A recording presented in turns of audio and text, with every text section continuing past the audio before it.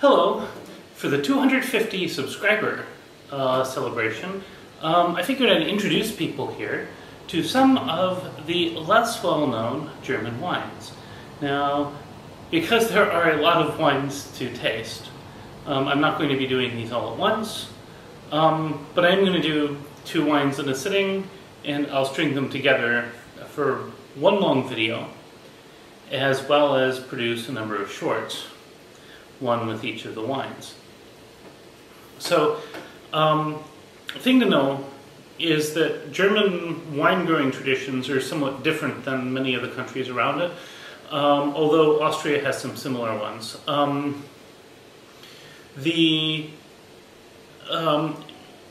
So the German climate is very different from, say, the French climate, or the Italian climate, or stuff like that, and consequently the same kinds of grapes don't grow very well. There are some overlaps, and we'll get to those, but in general the grapes that are used with German wines tend usually to be somewhat different than the grapes used in French and Italian wines. So we're going to start with two grapes that are pretty much specific to Germany. Silvaner, which is also grown in Alsace, France, on the border of Germany, and Kerner, which to my knowledge is not grown outside of Germany. Now both of these are light wines, so you don't expect to get a really thick or heavy flavor. This one's half dry, semi-dry, while this one is dry. Of course, dry in a German wine tends to be semi-dry in a French wine, so we'll see how these are. And I'm going to start with the Silvaner, because Silvaner is a very, very mild grape, and consequently, typically, one of the nice things about Silvaners is they give a chance to show off the effect of the sun and territorial climate considerations more than many other grapes. So, I'm going to go ahead and start with this one. This is a dry Silvaner, and it says here that the flavor is that of green apples and fresh herbs. It's from Saal-Unstrut, and yeah. So I'm going to start with the dry one, then I'll try the semi-dry after that. So, here is this Silvaner.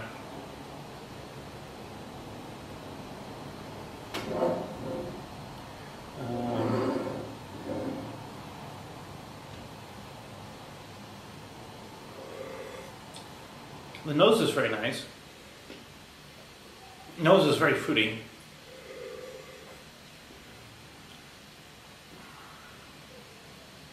It's quite dry. They're not kidding when they say it's a dry wine. It's much drier than I expected from a German wine.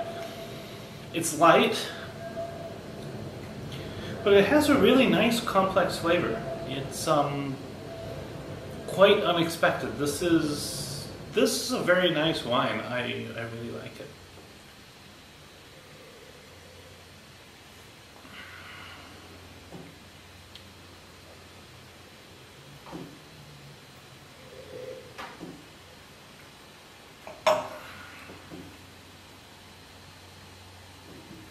Next up we have Kerner. This is a semi-sweet Kerner, no, semi-dry Kerner. And it says that the flavor is that of quinces and Burgundy peaches.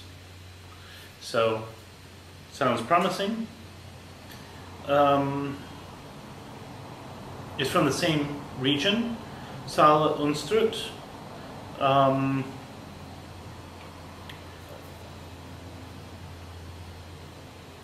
And I guess the name on here is Kathleen Romberg, which is the same as here, so I guess that must be the wine master. So, first going to rinse the wine glass out with a little bit of the new wine.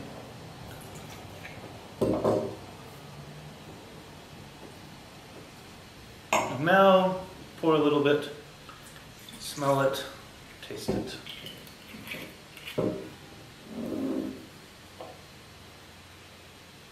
Wow.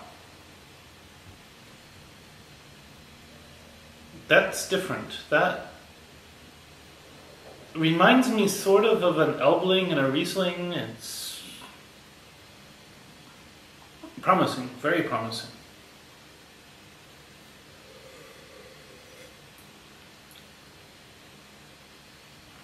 This is an extremely mild wine.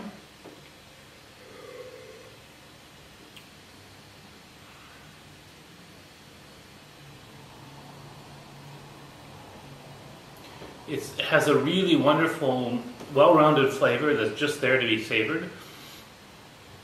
I think while the Silvaner would go better with certain foods, if I were just having a glass of wine on its own, this is really pretty hard to beat.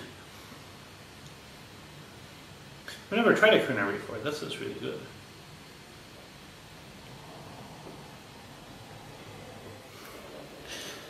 Next up, we're going to taste this Elbling. Now, Elbling is a very interesting wine grape. It's actually the oldest wine grape in Germany. It was brought to Germany by the Romans, and now it's grown in Luxembourg, in a few parts of Germany, but that's about it. This is a really interesting wine grape. I think it produces a really clear wine. It's been one of my favorites for a while, and actually it's what inspired me to do this series. So let's go ahead and taste this one.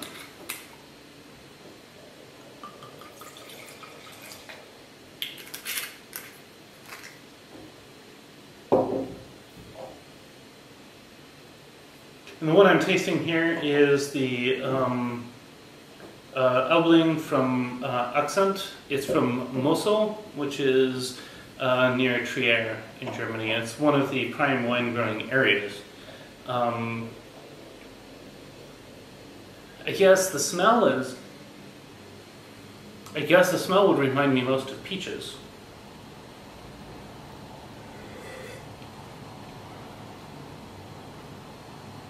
It's a very light, clear wine. A very nice, like, clear, crystal clear flavor, I would describe it. There's a bit of tanginess. It's definitely dry. And there's complexity, but the complexity doesn't like muddy the flavor. That's really interesting. It's a really clear flavor, even though there are multiple layers to it. It's really delightful. This is probably one of my favorite wine grapes in Germany, although now that I've tried the Kerner, it has some competition.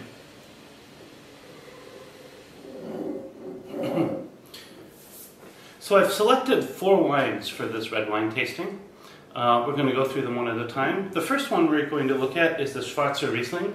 Schwarzriesling sounds like a Riesling grape, but it's not. It's actually entirely unrelated.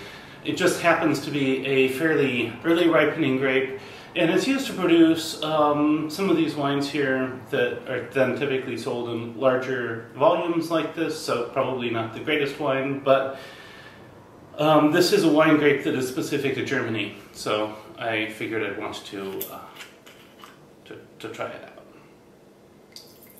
You can see right away the color is very light for red wine. Then it has almost no nose. Getting a little bit of a nose now.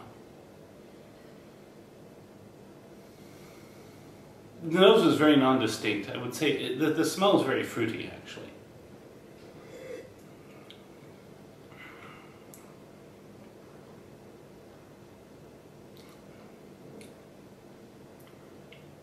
This wine first off hits you with the tannins, like hard.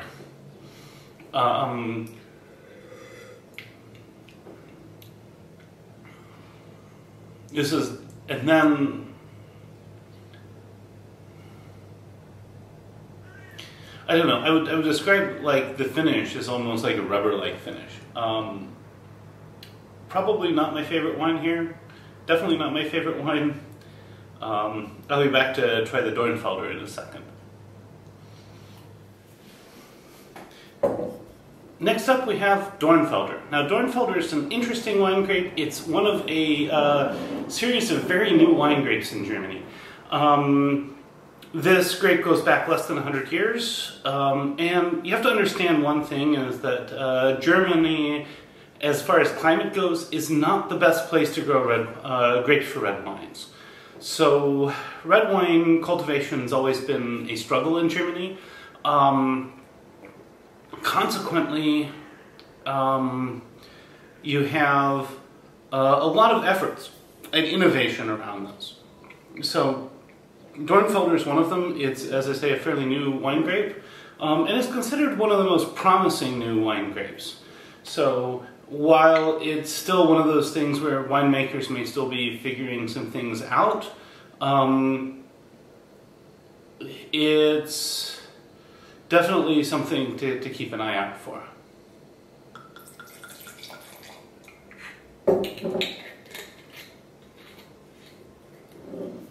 Now, looking at the color, this also has a fairly light color, but it's definitely darker than the Schwarzer. The nose is pronounced, fruity. I would say I get plum notes mostly.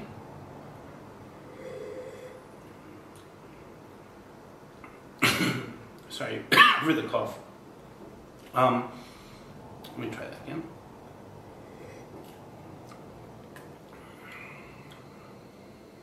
So this has more tannins, believe it or not, than the Schwarzriesling, but they're more rounded. They don't like hit you off the head, over the head, and the finish is much more mild. This is a very smooth wine.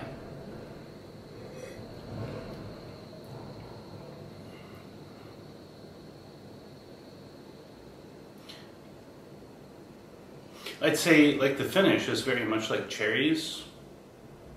I wouldn't call this a super fruity wine, but it's also a semi-fruity wine. It's very nice. I definitely think Dornfelder is a grape to keep your eye on.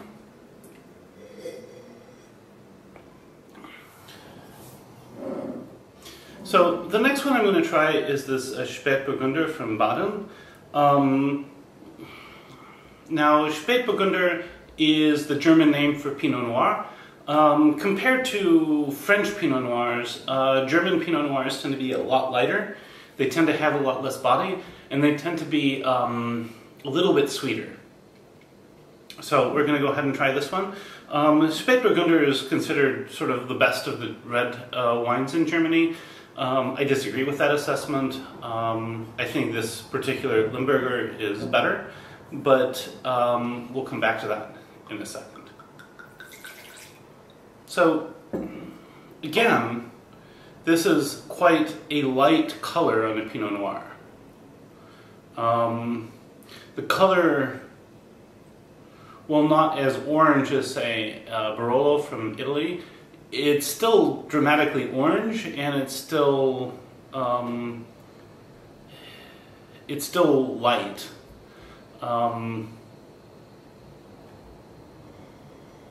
The smell, the nose is very,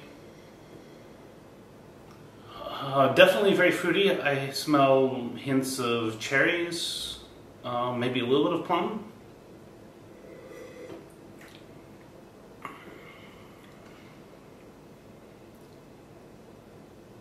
This wine has a hint of bitterness, not so much in the tannins.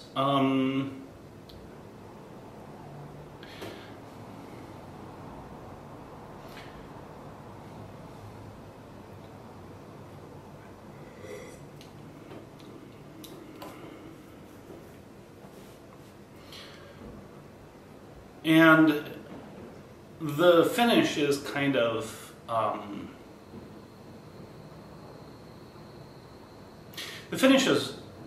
nondescript. Again, I actually find this to be a little bit of an underwhelming wine. It's not bad, but it's probably not something I'd go out of my way to drink.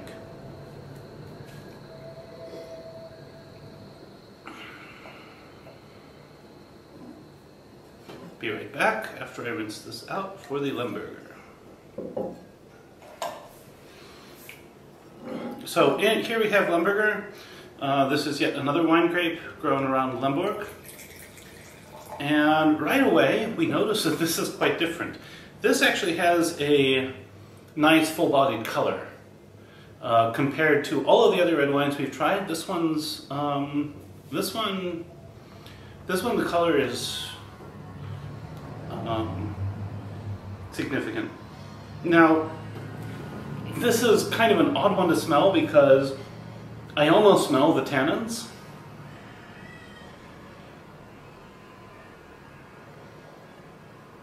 It's definitely a very, has a very assertive nose.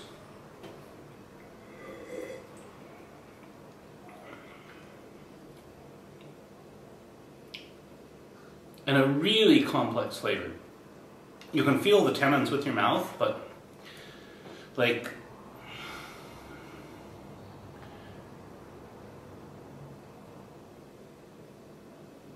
this, I'm actually having trouble describing.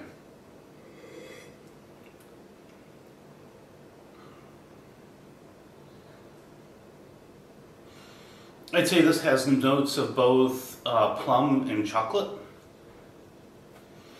And it has a good tannin profile for your mouth. This particular wine I would definitely drink many times. This is my favorite of the red wines we've tried here today. And so I would say that, you know, the Lembergers that I've tried without question have all been very good. It's definitely worth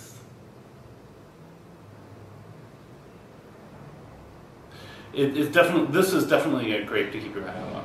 If I were to rate the wines I've tried, Spättburgnder is not really my favorite here, although I've had some Spättburgnders that have been okay, that have been nice. The Dornfelder is surprisingly good, and this Lemberger is well worth drinking. So those are my favorites. Maybe there are different opinions you have. Please feel free to leave me a comment.